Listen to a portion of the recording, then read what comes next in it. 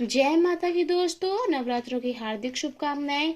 तो आज हम माँ दुर्गा सप्तशती के पाठ पहले अध्याय से 13वें अध्याय तक आरंभ करने जा रहे हैं। सावर्णी सावर्णी इसलिए कहा जाता है क्योंकि वह सूर्य की पत्नी सवर्ण का पुत्र था। वह दूसरे स्वरोसिस मनवंतर में राजा सुरवत बने। सूर्य के पुत्र 8वें मनु कहलाते हैं। सुनिए, जब मैं उनके जन्म के बारे में विस्तार से वर्णन करता हूँ तो सूर्य के प्रतापी पुत्र सर्वेन कैसे 8वें मनवंतर के स्वामी बने। एक मनु द्वारा शासित काल को मनवंतर कहा जाता है, इसीलिए 14 मनु इस प्रकार है: स्वयंभू, स्वरोचिषा, उत्तम, तामस, रैवत, चक्षु, वैवस्वत, सावर्णी, दक्ष स्वावर्णी, ब्रह्म स्वावर्णी, धम स्वावर्णी, रुद्र स्वावर्णी, देव स्वावर्णी और इंद्र स्वावर्णी। महामाया की कृपा से दिव्य माँ के नामों में से एक। चलिए अध्याय शुरुआत करते हैं। पूर्व समय में सूरत नाम का एक राजा था जो चित्र वंश में पैदा हुआ था, जिसने स्वारोकिस काल में पूर्व विश्व पर शासन किया था। उन्होंने अपने बच्चों की तरह अपनी प्रजा की विविधित रक्षा की। उस समय राजा के जो विध्वंसक थे वह उनके शत्रु बन गए। वह शक्तिशाली हथियारों के धारक कोलों के विध्वंसक के साथ युद्ध लड़े, लेकिन उनके द्वारा पराजित किए गए। हालांकि वो एक छोटे से बल थे, तब भी वह अपने नगर वापस खाली हाथ लौट आए और आपके जीते हुए देश पर प्रभुता करने लगे। तब उनके प्रतापी राजा उन पर शक्तिशाली शत्रुओं ने आक्रमण कर दिया, यहाँ तक कि अपने ही नगर में राजा अब शक्तिहीन हो गया था। उसके अपने शक्तिशाली, दुराचारी और दुष्ट स्वभाव वाले मंत्रियों द्वारा उसके खजाने और सेना को लूट लिया गया था। तत्पश्चात इस प्रभुसत्ता से वंचित होकर राजा घोड़े की पीठ पर अकेले ही शिकार के बहाने बाहर चले गए। उन्होंने वहां मेधाओं के आश्रम को देखा, दिग्गजों में सर्वोच्च, जंगली जानवरों का निवास जो शांत थे और ऋषि के शिष्यों द्वारा सुशोभित थे। ऋषि द्वारा मनोरंजन किए जाने पर सूरत ने कुछ समय महान ऋषि के आश्रम में घूमते हुए बिताया। वहां आसक्त में व्याकुल होकर वह इस विचार में पड़ गया, मैं नहीं जानता कि किस राजधानी की मेरे पूर्वजों ने अच्छी तरह से रक्षा की थी और हाल ही में मेरे द्वारा परित्यक्त की गई थी। वह मेरे दुष्ट आचरण के सेवकों द्वारा उचित रूप से संरक्षित की जा भी रही होगी या नहीं, मैं नहीं जानता। मेरा प्रमुख हाथी वीर और सदा हर्षित अब मेरे शत्रुओं के हाथों में पड़कर जाने क्या आनंद प्राप्त करेगा। जो निरंतर मेरे अनुयायी थे और मुझ पर कृपा, धन और अन्न प्राप्त करते थे, अब वे सैनिक निश्चित रूप से अन्य राजाओं का आदर करते हैं। जो खजाना मैंने बड़ी सावधानी से इकट्ठा किया था, अब उसका दुर्व्यवहार हो रहा होगा। राजा लगातार इन बातों के बारे में सोच रहा था, तभी उसके पास उसने एक व्यापारी को देखा। उसने पूछा, आप कौन हैं? आपके यहाँ आने का क्या कारण है? तो वह व्यापारी बोलने लगा, मैं धनी व्यापारी हूँ और एक अच्छे खासे परिवार में पैदा हुआ समाधि नामक हूँ। मेरा नाम समाधि है। मुझे मेरे पुत्र और मेरी पत्नी ने निकाल दिया है, जो धन के लोभ में दुष्ट है। इस बात पर राजा ने कहा, जिन लोगों ने तुम्हें धन से वंचित किया है, उन लोगों, तुम्हारे पुत्रों, पत्नियों और अन्य लोगों में तुम्हारा मन क्यों स्नेह पूर्वक लगा हुआ है? व्यापारी ने कहा, यही विचार मेरे मन में आया जैसे तूने कहा। मैं क्या, मेरा मन कठोर ही नहीं होता? तब वे दोनों ब्राह्मण के पास गए। ब्राह्मण, व्यापारी, समाधि और महान राजा एक साथ ऋषि मेधा के पास पहुंचे और उनके योग्य और जैसा उचित था वैसा आचार विचार करके बैठ गए। उसने कुछ विषय के बारे में बातचीत करी और राजा ने कहा, सर, मैं आपसे एक बात पूछना चाहता हूँ। इसके उत्तर देने की कृपा करें कि मैं हमेशा क्यों उन लोगों के बारे में सोचता हूँ जिन्होंने हमेशा मुझे दर्द दिया है।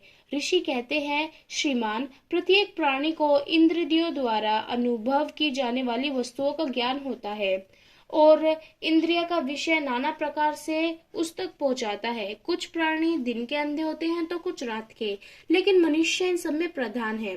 जो ज्ञान मनुष्यों के पास है, पक्षियों और पशुओं के पास भी वही ज्ञान है, और कुछ उनके पास है वह मनुष्य के पास भी है। तो देखा जाए तो यह सिर्फ महामाया का कारण है।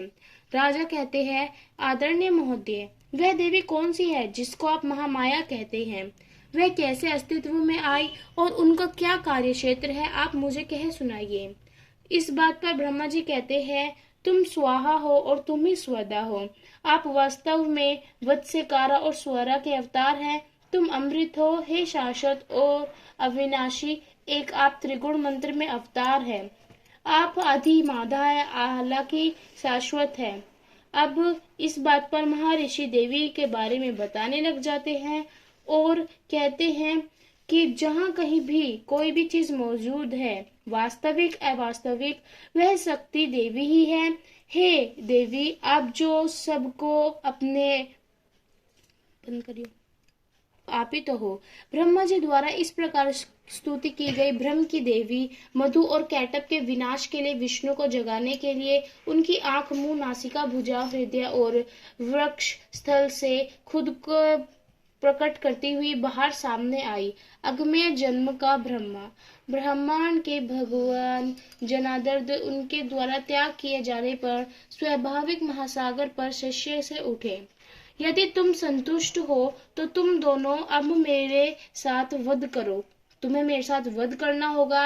यह सब सुनकर ऋषि ने कहा। उन दोनों असुरों ने इस प्रकार महामाया द्वारा मुग्ध होकर सारी दुनिया को पानी में बदल कर देखा, जहां पर उन दोनों असुरों ने ब्रह्मा जी के कहने पर वरदान मांगा था। ऐसा ही हो कहकर भगवान जी कहते हैं और भगवान विष्णु अपने चक्र से उन दोनों के द्वारा दिए गए वरदान की पूर्ति कर अपनी जांघ पर लिटाकर उन दोनों मधुकैटभ नामक असुरों का, जो श्री भगवान विष्णु के नाक से पैदा हुए थे, उन दोनों का वध कर देते हैं। यहाँ मार्कंडेय जी पुराण में सावर्णी मनु के काल में देवी महामत्य का मधु और कैटभ का वध पहला नामक अध्याय समाप्त करते हैं। चलिए दूसरा अध्याय हम शुरुआत करते हैं। पहले जब महिषासुर असुरों का स्वामी था और इंद्र देवताओं का स्वामी था, तब देवों और असुरों के बीच पूरे 100 वर्षों तक युद्ध होता रहा। उसमें देवी की सेना को वीर असुरों ने परास्त कर दिया। सभी देवों पर विजय प्राप्त करने के बाद महिषासुर स्वर्ग इंद्र का स्वामी बन गया।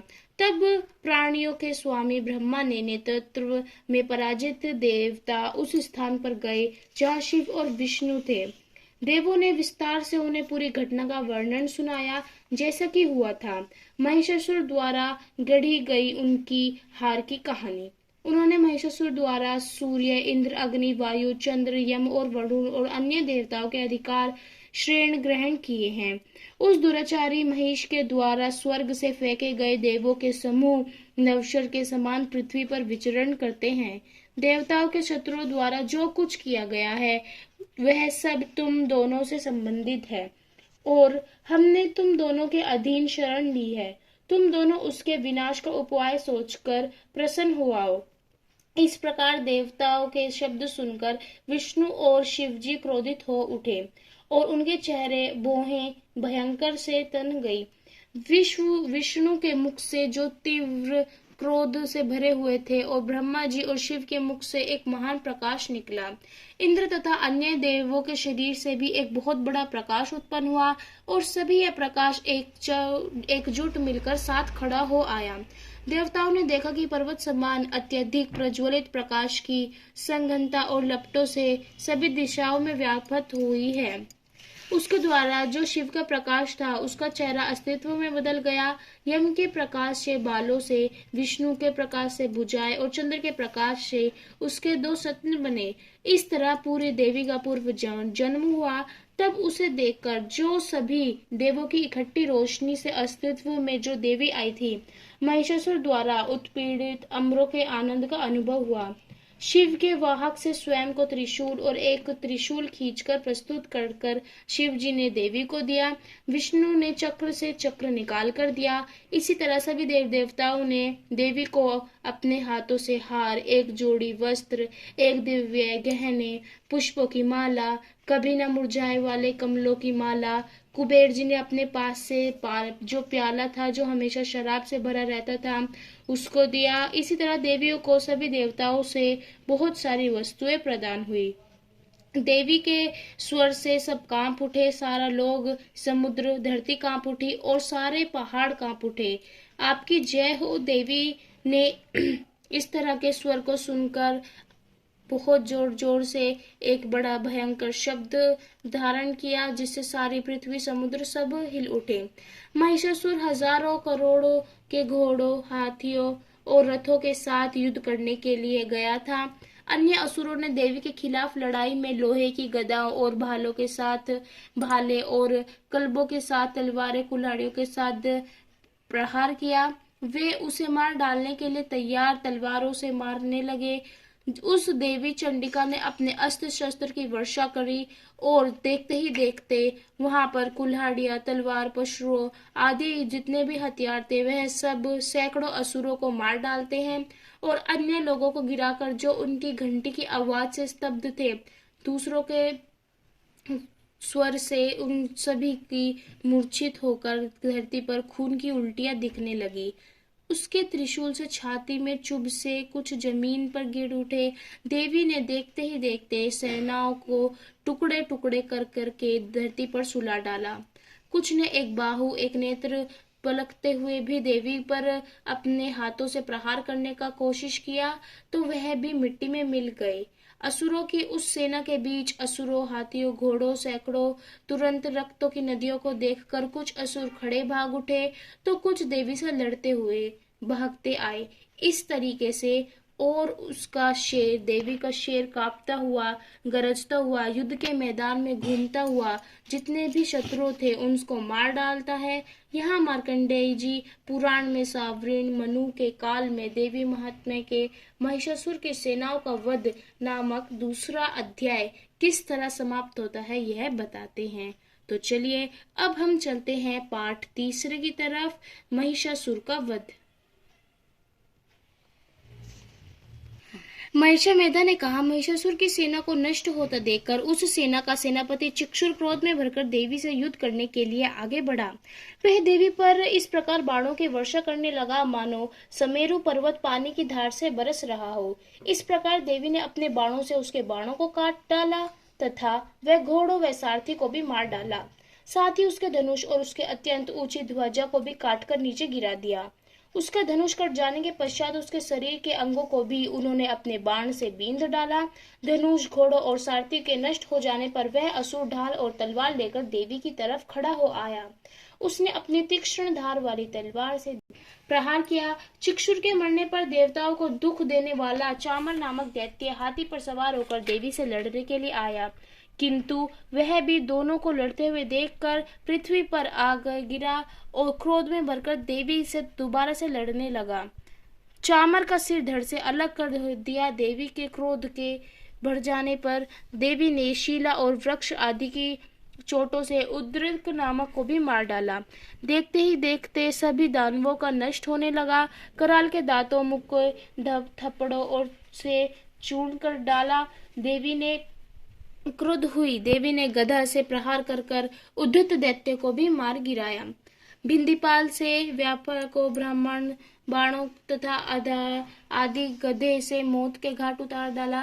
तीनों नेत्रों वाली परमेश्वरी ने त्रिशूल से उग्रस्य, उग्रीव और महामनु नामक राक्षसों को मार डाला। उसी तरह तलवार और विडाल नामक दैत्य का भी सिर काट डाला। कितनों को चक्कर देकर, कितनों की छाती पर चाटे मारकर, कितनों को शूल से देवी ने देखते ही देखते असुरों की सेनाओं को भी मार डाला। जो कि हाथ में लेकर तलवार खड़े थे, उन दानवों को भी देवी ने तुरंत ही अपने बाणों के साथ उस पुरुष को देखकर तलवार ढाल सहित बींध डाला। उसके पश्चात वह हाथी के रूप में दिखाई देने लगा और अपनी लंबी सूंड से देवी ने सींगों को खींचने लगा और गरजने लगा। देवी ने अपनी तलवार से उसकी सूंड काट डाली। तब राक्षस ने फिर एक भैंसे का रूप धारण कर लिया और पहले ही तर अचर जीवों सहित समस्त त्रिलोकी को व्याकुल करने लगा। इसके पश्चात क्रोध में भरी हुई देवी बारंबार मधु का पान करने लगी और लाल लाल नेत्र करके हंसने लगी। जिस तरह देवी ने अन्य दानवों को मारा, इसी तरह इसका भी क्रोध से भरा हुआ अपना स्वर गूंजता हुआ देखकर देवी कहने लगी, तुझे जितना अपने ऊपर अभिमान करना है तू कर ले। कब तक? जब तक मैं मधुपान कर रही हूँ तब तक तू गरज ले। इसके पश्चात मेरे हाथों ही तेरी मृत्यु होनी है, तब तू रोएगा और देवी देवताएं सब गरजेंगे। देवी के पैर से दबने पर दैत्य अपने दूसरे रूपों में अपने प्रभाव को जैसे ही बदलने वाला था, देवी ने उसको रोक दिया। जब वह आधा ही बाहर निकला हुआ दैत्य युद्ध करने लगा तो देवी ने अपनी तलवार से उसका सर काट दिया।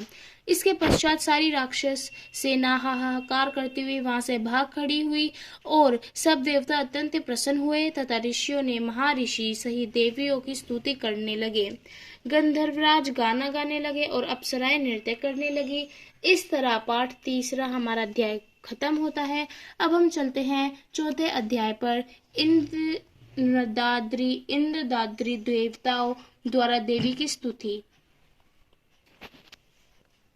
प्रकार में दुरात्मा महिषासुर को मार डाला और असुरों की सेना को भी मार डाला। तब इंद्राद्री समस्त देवता अपने सिर तथा शरीर को झुकाकर भगवती की स्तुति करने लगे।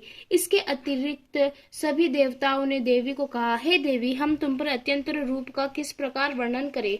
असुरों का नाश करने वाली भारी पराक्रम तथा समस्त देवता और दैत्यों के विषय में जो तुम्हारा पवित्र चरित्र है, हम उसके वर्णन कैसे करें। इसके अतिरिक्त तुम पितरों की तृप्ति का कारण हो, इसलिए सब आपको स्वधा कहते हैं। हे देवी, तुम विद्या और मोक्ष देने वाली हो, जो अचिंत्य महाज्ञान स्वरूपा है। तत्वों के सार वंश को धारण करने वाली, संपूर्ण दोषों को दूर करने वाली तुम ही तो हो। सदा अभुद्य प्रताप देने वाली तुम जिस प्रकार प्रसन्न हो जाती हो, वही देश में सम्मानित होते हैं। उनके धन यश की वृद्धि होती है, उनका धर्म कभी शिथिल नहीं होता है और उनके यहाँ अधिक पुत्र पुत्रियां और नौकर होते हैं। हे देवी, तुम्हारी कृपा से धर्मात्मा पुरुष प्रतिदिन श्रद्धा पूर्वक यज्ञ करता है और धर्मानुकूल आचरण करता है और इस प्रभाव से स्वर्ग लोक में जाता है, क्योंकि तुम ही तीनों लोगों को मंचवित फल देने वाली हो। हे देवी, तुम हमारी शरण में आओ और हम पर कृपा करो। जो ना तो कभी चिंतन में आ सकता है, तुम्हारी स्तुति करने पर वह हम देवता ही तो हैं, वह मनुष्य को भी तुम प्रसन्न कर कर हमारे पास हो आओ। ना जाने कितनों के दुख को तुम हरण करती हो, तुम्हारी तुलना दूसरों से कैसे हो सकती है। इस तरह तुमने शत्रुओं को भी दया प्रकट करती हो, तुम्हारे हाथों मरे जाने वाले शत्रु भी धन्य प्राप्त करते हैं तथा हमारी इस तेजस्वी स्तुति को सुनकर हम पर प्रसन्न हो आओ। तब देवी ने इन सारे स्वरों को सुनकर प्रसन्न होकर कहा, देवताओं, तुम सब मुझसे मन वंचित फल मांगो। देवता बोले, हे भगवती, तुमने हमारा सब कुछ कार्य कर दिया है, अब हमारे लिए कुछ भी मांगना शेष नहीं रहा, क्योंकि तुमने हमारे शत्रु महिषासुर को मार डाला है। हे महेश्वरी, तुम इस पर भी यदि हम पर दया करना चाहती हो या हमें कोई वर देना चाहती हो, तो बस इतना कर दो कि जब जब हम आपका स्मरण करें, तब तब आप हमारी विपत्तियों का हरण करने के लिए हमें दर्शन दो। हे अंबिके, जब भी हमें आपकी जरूरत पड़े, तब हमारे पास चली आओ। देवी ने जब जगत के लिए तथा अपने लिए इस प्रकार के प्रश्न किए, तो बस तथास्तु कहकर ये हो गई। इसके पश्चात दुष्ट असुरों तथा शुम्भ तथा निशुम्भ का वध करने और सब लोगों की रक्षा करने के लिए जिस प्रकार गौरी देवी के शरीर से उत्पन्न हुई देवी वहां आकर खड़ी हुई, वह सारा व्रतवर्ण वर्णन हम अगले अध्याय 5वें अध्याय में पढ़ेंगे। चलिए 5वें अध्याय का हम करते हैं आरंभ। देवता द्वारा देवी की स्तुति। महिषामेधा ने कहा, पूर्व काल में शुम्भ निशुम्भ नामक के 2 असुरों ने अपने बल से मध्य से इंद्र का त्रिलोकी राज्य छीन लिया था। उसी प्रकार देवी ने उनको अपने स्थान से बाहर निकलता हुआ देखा।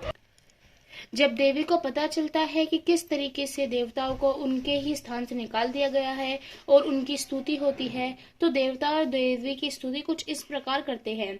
हे देवी, प्रकृति और भद्रा को नमस्कार है। हम लोग रौद्रा, नित्य और गौरी को नमस्कार करते हैं। ज्योतिश्वर स्वामी, चंद्रोमणि व सुखा रूप देवी को निरंतर नमस्कार करते हैं। हे देवी, जगत का पालन करने वाली को नमस्कार है, उसको नमस्कार है, उसको नमस्कार है।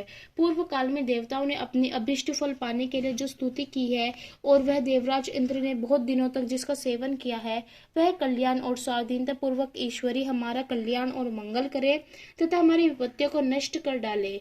महिषामेधा ने कहा, हे राजन, इस प्रकार जब देवता देवी की स्तुति कर रहे थे तो उस समय पार्वती देवी गंगा में स्नान करने के लिए आई। तब उनके शरीर से प्रकट होकर शिवा देवी बोली, शुंभ दैत्य और के द्वारा स्वर्ग से निकाले गए और निशुंभ से हारे हुए यह देवता मेरी ही स्तुति कर रहे हैं।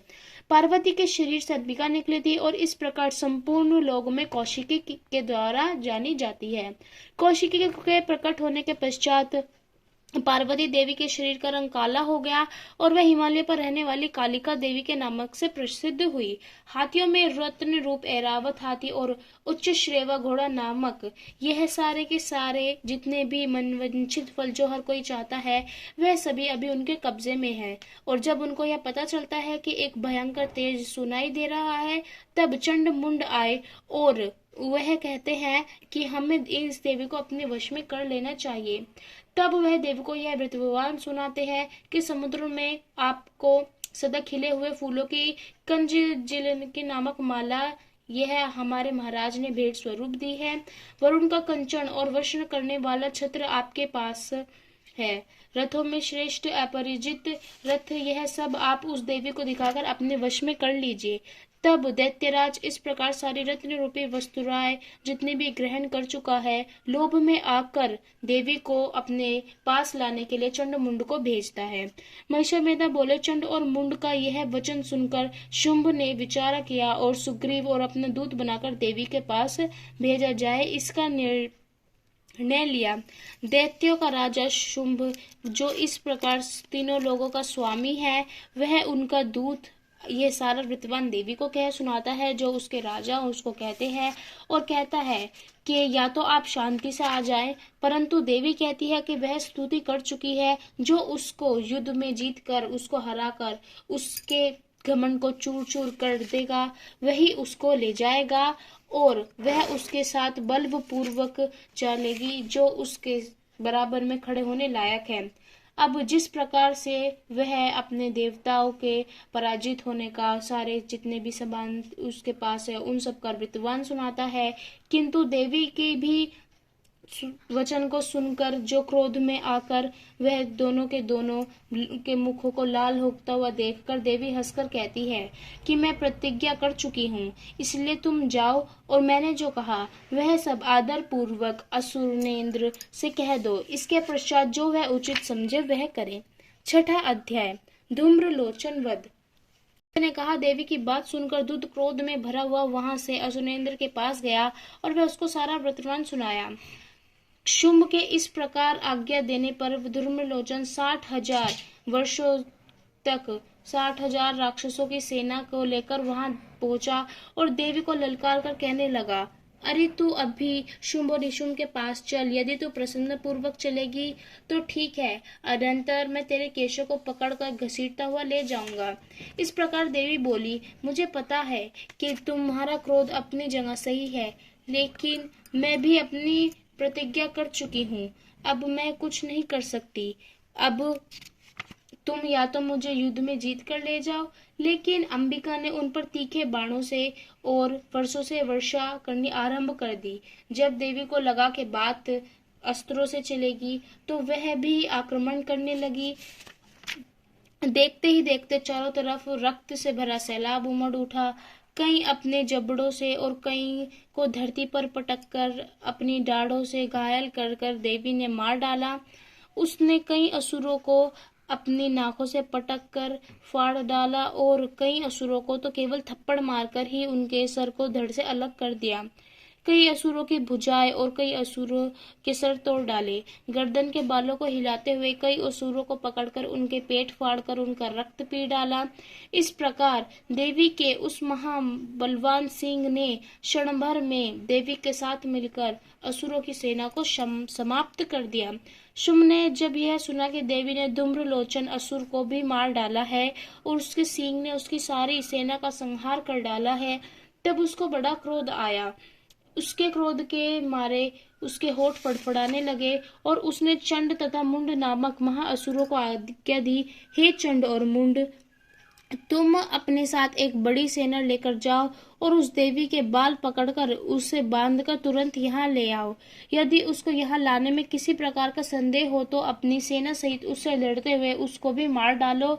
जब वह दुष्टा और उसका सिंह दोनों मर जावे तब भी उसे बांधकर यहाँ ले आना। इस प्रकार छठा अध्याय समाप्त होता है। सातवां अध्याय। महिषामेधन ने कहा, दैत्यराज की आज्ञा पाकर चंड और मुंड तुरंत पर्वत पर पहुंचे और वहां मुस्कुराती हुई देवी को देखकर उनका क्रोध और बढ़ गया। लाल आंखें वाली काली प्रकट उनके सामने भयंकर स्वर देकर खड़ी हुई। तब वह विचित्र खड्ग धारण करे हुए उनको देखते हुए वहां चारों तरफ एक बड़ा सा स्वर प्रदान करने लगी। वह असुरों की सेना पर टूटने लगी और दैत्य का भस्म करने लगी। वह पार्श्वस्थ वृक्ष को अंकुशधारी महावतों, हाथियों पर सवार योद्धाओं और घंटा सहित हाथियों को एक एक करके पकड़ पकड़ कर मारने डली लगी और उन्हें अपने मुंह में डालने लगी। बड़ा भयंकर सा वहां युद्ध हुआ।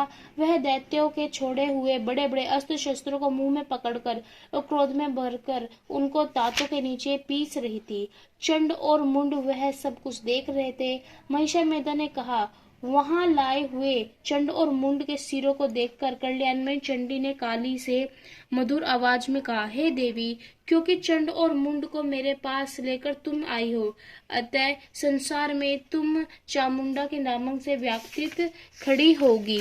इस प्रकार देवियों ने मिलकर के चंड और मुंड का वध कर डाला, उनकी सेना को नाश कर डाला और सातवें अध्याय का यहीं पर ही समाप्ति होती है।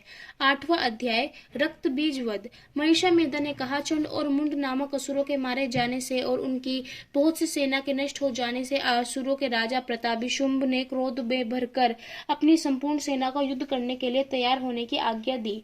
उन्होंने कहा, जब आद्युध नामक 86 असुर सेनापति अपनी सेनाओं के साथ युद्ध करने के लिए जाएं और काम्बू नामक 84 सेनापति भी युद्ध करने के लिए जाए, तब वह वो इस प्रकार आज्ञा देकर बड़ी सेना को वहां से रवाना करे और देवी को या तो जीवित या मृत्यु किसी ऐसे भयंकर शब्दों को सुनकर राक्षसी सेना ने देवी तथा सिंहों और को चारों ओर से घेर लिया। हे राजन, इस समय दैत्यों के नाश के लिए उन देवताओं के हित के लिए ब्रह्मा, शिव, कार्तिकेय, विष्णु तथा इंद्र आदि देवताओं की शक्तियों से जो अत्यंत पराक्रम और बल से संपन्न थी, उसके शरीर से निकलकर उसकी रूप में चंडिका देवी के पास आई। दोनों ने आभूषण पहन रखे थे, जैसा वाहन था वैसा ही रूप। आभूषण और वाहन को लेकर देवताओं ने शक्तियों से वह असुरों से युद्ध करने लगी। इसके पश्चात देवी के शरीर में से अत्यंत उग्र रूप वाली और सैकड़ों गिद्धड़ियों के समान आवाज करने वाली चंडिका शक्ति प्रकट हुई।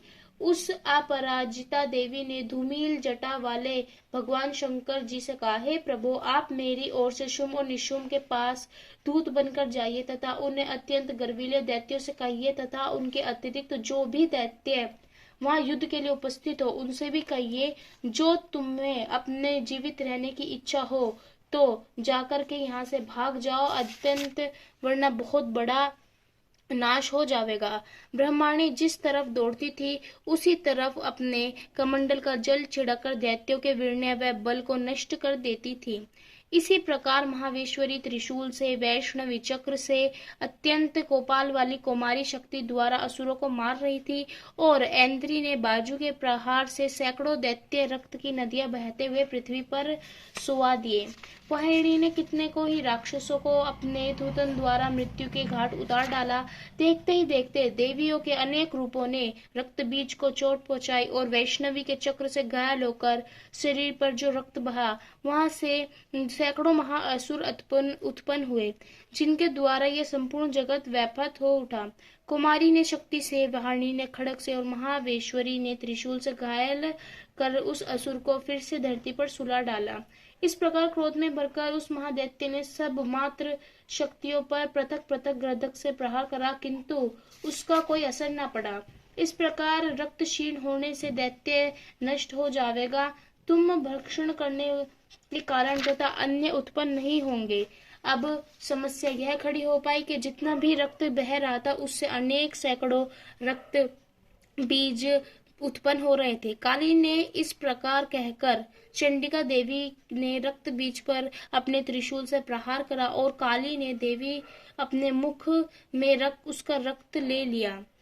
तब उसने गदे से चंडिका पर प्रहार करा। प्रहार से चंडिका को तनिक भी कष्ट न हुआ, किंतु रक्तबीज के शरीर से बहुत सा रक्त बहने लगा। लेकिन उसके गिरने के साथ ही काली ने उसके अपने मुख में ले लिया। काली ने उसका रक्त जब तक पिया जब तक उसके शरीर में रक्त की एक बूंद भी ना बची। अनेक प्रकार के शस्त्रों से मरा हुआ और खून से वंचित वह महादैत्य रक्तबीज पृथ्वी पर गिर पड़ा। हे राजन, उसके गिरने से देवता अत्यंत प्रसन्न हुए और माताएं उन असुरों का रक्त पीने के पश्चात उद्धत होकर नृत्य करने लगी। इस तरीके से रक्तबीज का वध हुआ और अब हम बढ़ते हैं हमारे 9वें अध्याय की ओर। राजा ने कहा, हे ऋषिराज, आपने रक्तबीज के वध के बारे में सुना। अब जो मैं आपको सुनाना चाहता हूँ उसको ध्यान से सुने। निशुंभ का देवी से घोर युद्ध होने लगा और वह दोनों असुर इस प्रकार देवी पर बाण फेंकने लगे जैसे मेघों की वर्षा हो रही हो, किंतु देवी ने उसके सारे बाणों को काट डाला। उन दोनों दैत्यों को देवी ने अपने तीक्ष्ण बाणों से चोट पहुंचाई। निशुंभ की तीक्ष्ण तलवार और चमकती हुई ढाल को देखकर देवी ने उस पर प्रहार किया, परंतु उसने देवी के हट करके उसके सींग पर प्रहार करा। अपने वाहन को चोट पहुंचती हुई देखकर देवी ने अपने शुरप नामक बाण से निशुंभ की तलवार की ढाल को काट डाला। तलवार की ढाल कट जाने पर निशुंभ बहुत गुस्से में आ गया, किंतु देवी ने अपने मुक्के से उसको चूर चूर कर डाला। फिर उसने देवी पर गदे से प्रहार करा तो देवी ने अपने त्रिशूल से उसके गदे को भी भस्म कर डाला। देवी ने अपने तीखे बाणों से उस धरती पर सुला डाला और पराक्रमी भाई निशुंभ के इस प्रकार मर जाने पर शुंभ क्रोध में भरकर देवी को मारने के लिए दौड़ा। अब इस तरीके से जब देवी ने उसके सारे बाणों को काट डाला जिससे कि वह पहले से सारे शब्द से शांत हो जाए, इसी पश्चात शिवदूती ने असुरों के लिए भय उत्पन्न करने वाला अट्टहास किया, जिसे सुनकर सब दैत्य थरथर कांप उठे और बड़ा सा क्रोध हुआ। फिर अंबिका ने उसे कहा, अरे दुष्ट, खड़ा रहे, खड़ा कहाँ। तो आकाश से सभी देवता जय हो बोल उठे। शुंभ ने वहां आकर ज्वालाओं से युक्त एक अत्यंत भयंकर शक्ति छोड़ी, जिसे आते देख देवी ने अपने मोहलकन नामक शक्ति से उसे काट डाला। फिर उस राक्षस ने 10,000 भुजाएं धारण कर चक्रादि आयुधों से देवी को आच्छादित कर डाला, किंतु देवी ने उसके आते ही अपने शूल से और खड़ग गदे से सब कुछ काट डाला। देवताओं को दुखी करने वाला निशुंभ को त्रिशूल हाथ में लिए आता हुआ देखकर देवी ने अपने त्रिशूल से उसकी छाती पर प्रहार करा।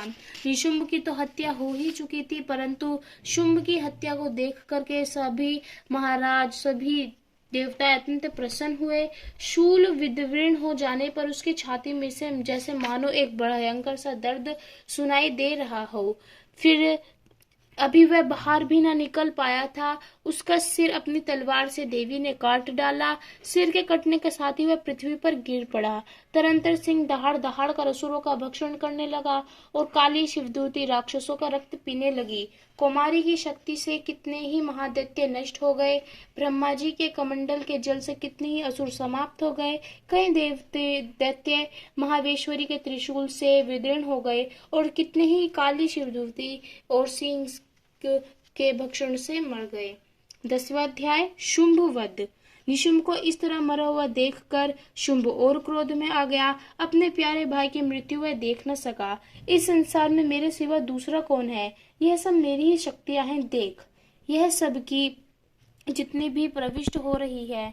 इसके पश्चात ब्रह्माणी आदि सभी देवियां उसके शरीर से लीन हो गई और देवी अकेली खड़ी हुई। देवी के कुछ इस शब्द को सुनकर के वहां देखते ही देखते सब कुछ शांत हो पड़ा, लेकिन देवी ने उसके द्वारा फेंकी हुई शक्तियों को भी अपने बाणों से काट डाला।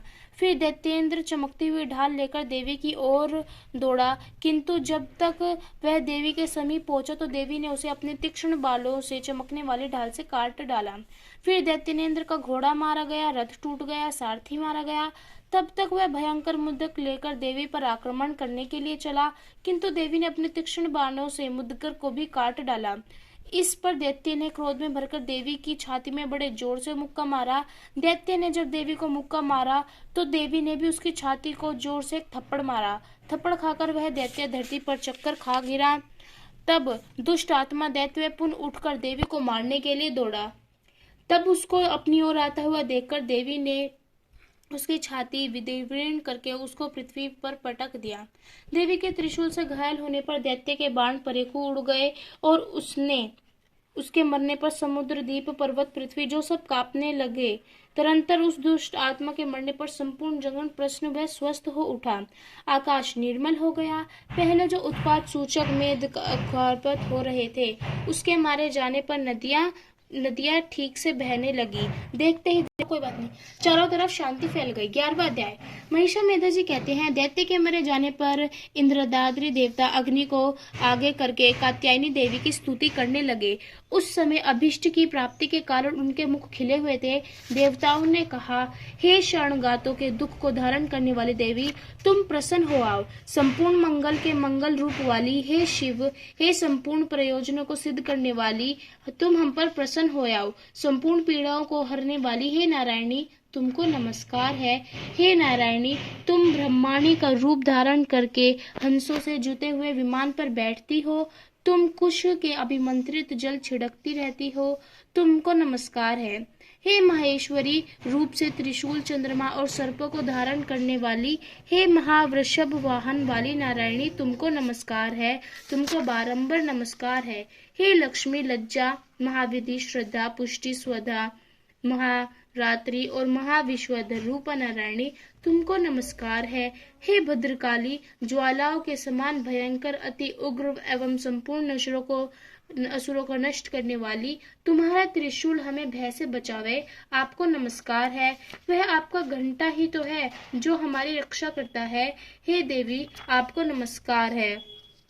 उनमें जितने भी चतुर्दश विद्याएं, पष्ट शास्त्र और चारों वेद है, वह तुम्हारे से ही तो प्रकाश से प्रकाशित है, उनमें तुम्हारा ही तो वर्णन है। और जहाँ राक्षस, वैशीले, सर्प, शत्रुगण है, वहाँ और समुद्र के बीच में भी तो तुम साथ रहकर इस विश्व की रक्षा करती हो। हे विश्वेश्वरी, तुम विश्व का पालन करने वाली विश्व रूपा हो, इसीलिए समस्त विश्व को धारण करती हो। इसीलिए हम चाहते हैं तुम हम पर प्रसन्न हो आओ। देवी ने कहा, देवताओं, मैं तुमको वर देने के लिए तैयार हूँ। आपको जैसी इच्छा हो वैसा वर मांगो, मैं आपको वह वर जरूर दूंगी। अब तुम सबकी पीड़ा को हरने वाली मैं तुमसे कहती हूँ कि वैश्वत्य मनवंतर के 28वें युग में 2 महाअसुर शुंभ निशुंभ उत्पन्न होंगे। उस समय मैं ननंद गोप के घर में यशोदा के गर्भ से उत्पन्न होकर विंध्याचल पर्वत पर शुंभ और निशुंभ का संहार करूंगी।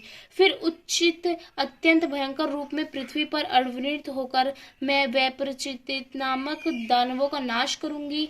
उन भयंकर महाअसुरों को विषण करते देख मेरे दांत अनार के पुष्प के समान लाल होंगे। इसके पश्चात स्वर्ग में देवता और पृथ्वी पर मनुष्य मेरी स्तुति करेंगे और मुझे रक्तदान दिका कहेंगे। फिर जब मैं 100 वर्ष तक वर्षा ना होगी तो मैं ऋषियों की स्तुति करने पर आयोजनिक नामक से प्रकट हो आऊंगी। 100 नेत्रों से ऋषियों की ओर देखूंगी। अत्यंत मनुष्य मुझे शताक्षी के नामक से जानेंगे और मेरा कीर्तन करेंगे। उस समय मैं अपने शरीर से उत्पन्न हुए प्राणों की रक्षा करने वाले शासकों द्वारा प्राणियों का पालन करूंगी। तब इस पृथ्वी पर सब मुझे शाकुंभरी के नाम से व्यापृत होकर जानेंगे। तब स्वर्ग में देवता और मृत्यु लोक में देव मनुष्य भी मेरी स्तुति करते हुए मुझे ब्रह्माणी के नाम से भी पुकारेंगे। इस प्रकार जब जब पृथ्वियों पर राक्षसों से पीड़ित होगी। जब जब पृथ्वी पर राक्षसों का वास होगा, तब तब मैं आवृत होकर शत्रुओं का नाश करूंगी। 12वां अध्याय। देवी बोली, हे देवताओं, जो पुरुष इन स्त्रोतों द्वारा एक गाचित्र होकर मेरी स्तुति करेगा, उसके संपूर्ण कष्टों को मैं निसंदेह हर लूंगी। मधुकैटभ के नाश, महिषासुर के वध, शुंभ निशुंभ के वध को जो मनुष्य कथा कहेंगे, मैं महात्म्य और अष्टमी, चतुर्दशी एवं नवमी के दिन एकाचित्रित मन से भक्ति पूर्वक जो मनुष्य इन सबको सुनेगा, उन्हें कभी कोई पाप न रहेगा। पाप से उत्पन्न कोई भी विपत्ति उनको ना सताएगी। इसलिए प्रति कारक महात्म्य को सदा पढ़ना और सुनना चाहिए। मेरा यह महत्व महामारी से उत्पन्न हुए संपूर्ण उपद्रवों को, एक 3 प्रकार के उत्पातों को शांत कर देने वाला है। जिस घर या मंदिर में मेरे स्थान को रखा जाएगा, उस स्तोत्र विधि पूर्वक पढ़ा जाएगा, उस स्थान का मैं कभी त्याग नहीं करती और वहां सदा ही मेरा निवास रहता है। पूजा, होम तथा महोत्सवों में मेरा यह चरित्र उच्चारण करना तथा सुनना चाहिए। ऐसा हवन या पूजन मनुष्य चाहे जानकर या बिना जानकर करे, मैं उसे तुरंत ग्रहण कर लेती हूँ। यह महात्म्य श्रवण करने पर पापों को हर लेता है और आरोग्य प्रदान करता है। मेरे प्रादुर्भाव का कीर्तन दुष्ट प्राणियों से रक्षा करने वाला है, युद्ध में दुष्ट दैत्यों का संहार करने वाला है। इसे सुनने से मनुष्य को शत्रुओं का भय नहीं रहता। हे देवताओं, तुमने जो स्तुति की है अथवा ब्रह्मा जी ने जो मेरी स्तुति की है, वह स्तुति बुद्धि प्रदान करने वाला है। जब जब इस धरती पर पाप बढ़ेगा, तब तब मैं हर वक्त तुम्हारी हर इच्छाओं को पूरा करने के लिए धरती पर जन्म लूंगी। आगे देवी बोलती है कि अभाव के समय दैर्विद्य बनकर विनाश करने का कारण बन जाती है। पुष्प, धूप और गंध आदि से पूजन करके उनकी स्तुति करने से वह धन एवं पुत्र देती है और धर्म में शुभ बुद्धि प्रदान करती है। यहाँ पर हमारा पाठ 12वां खत्म होता है। तो अब हम चलते हैं हमारे पाठ 13वें की तरफ, हमारा आखिरी अध्याय। महिषामेधा ने कहा, राजन, इस प्रकार देवी के उत्तम महात्म्य का वर्णन मैंने आपको कह सुनाया। जगत को धारण करने वाली इस देवी का ऐसा ही प्रभाव है। वह देवी ज्ञान को देने वाली है और भगवान विष्णु की इस तरह माया के प्रभाव से तुम और यह वैश्य दोनों अन्य विवेकजिक मोहित होते रहते हो। भविष्य में भी मोहित होते रहोगे। हे राजन, तुम इसी परमेश्वरी के शरण में जाओ। यह देवी आराधना करके तुम मनुष्य को भोग, स्वर्ग तथा मोक्ष प्रदान करती है। मार्कंडेय जी ने कहा, महर्षि मेधा की यह बात सुनकर राजा सूरत ने उन उग्र व्रत वाले ऋषियों को प्रणाम किया और राज्य के छीन जाने के कारण जो उसके मन में अत्यंत ग्लानि हुई, उसे त्याग कर वह राजा तथा वैश्य तपस्या करने के लिए वन में चल दिए और नदी के तट पर आसन लगाकर भगवती के दर्शन के लिए तपस्या करने लगे। दोनों ने नदियों के तट पर देवी की मूर्ति बनाई। पुष्प, धूप और दीप हवन द्वारा उसका पूजन करना आरंभ करा। पहले उन्होंने आहार को कम कर दिया, फिर बिल्कुल निराहार रहकर देवी के मन में विलीन होकर उनकी तपस्या करी। देवी ने बोला, हे राजन, तुम अपने कुल को प्रसन्न करने वाले वैश्य, तुम जिस वर की इच्छा रखते हो मुझसे वह वर मांगो, मैं तुम्हें वर दूंगी, क्योंकि मैं तुम पर अत्यंत प्रसन्न हूँ। मार्कंडेय जी कहते हैं, यह सुनकर राजा ने अगले जन्म में नष्ट न होने वाला अखंड राज्य और इस जन्म में बलपूर्वक अपने शत्रुओं को नष्ट करने के पश्चात अपना पुण्य राज्य प्राप्त करने के लिए भगवती से वरदान मांगा। वैश्य ने भी, जिसका चित्त संसार की ओर विरचित हो चुका था, अतः भगवती से अपनी ममता और अहंकार रूप का अवसादि को नष्ट। इसी तरीके से देवी ने कहा, हे राजन, तुम शीघ्र ही अपने शत्रुओं को मारकर पुनः अपना राज्य प्राप्त कर लोगे और तुम्हारा राज्य स्थिर रहने लगेगा। फिर मृत्यु के पश्चात आप सूर्य के देव के अंश में जन्म लेकर सावर्णिक मनु के नाम से इस पृथ्वी पर ख्याति को प्राप्त होंगे। हे वैश्य कुल में श्रेष्ठ, आपने जो मुझसे वर मांगा है वह वर मैं आपको देती हूँ। आपको मोक्ष देने वाले ज्ञान की प्राप्ति होगी। मार्कंडेय जी कहते हैं, इस प्रकार उन दोनों को मनवांछित फल प्रदान कर उनसे अपनी स्तुति सुनकर भगवती अंतर्धान हो गई और इस प्रकार ऋषियों में श्रेष्ठ वह राजा सूरत भगवान सूर्य देव में सूर्यदेव से जन्म लेकर पृथ्वी पर सार्वणिक मनु के नाम से व्याप्त हुआ। तो इस तरीके से हमारे पहले पाठ से 13 पाठ तक हमने सारे पाठ पढ़ दिए हैं। दुर्गा सप्तशती जो बहुत ही भाग्यवान और मूल्यवान मानी जाती है, और इसी तरीके से चालीसा एवं आरती बाकी चीज़ों को देखने के लिए भी हमारे चैनल को लाइक शेयर सब्सक्राइब जरूर करें। नवरात्रि है तो एक प्यारा सा नवरात्रि के लिए कमेंट करना ना भूलें। सरल भाषा में इसको अंत तक सुनने के लिए आप सभी का धन्यवाद। जय माता की।